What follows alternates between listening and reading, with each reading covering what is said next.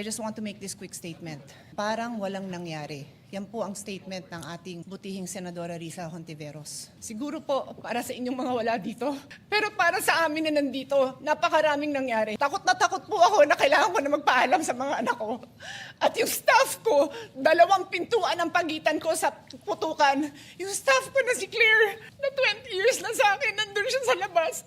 She has a 12-year-old son. Kinuwento niya sa akin lately na tumatakbo siya, hindi niya alam kung saan siya pupunta. Kaya para sabihin niyo na walang nangyari.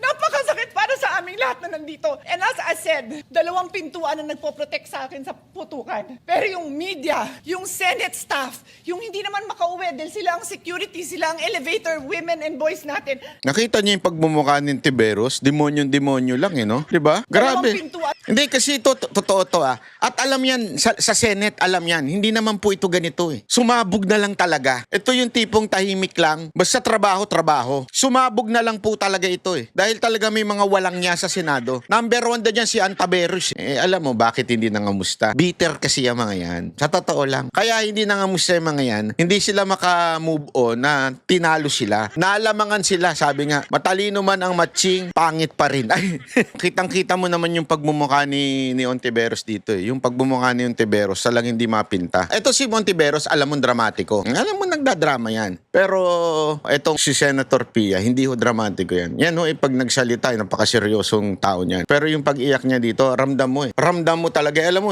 may kwento nga sa akin, sabi nung talaba ko dyan sa Senado, yung habang umiyak si Senator Pia Cayetano, pati yung mga ibang mga staff na naluluha. Kasi naaalala po nila yung trauma. Trauma noong nakaraan, na kung saan hindi sila safety. Ika nga,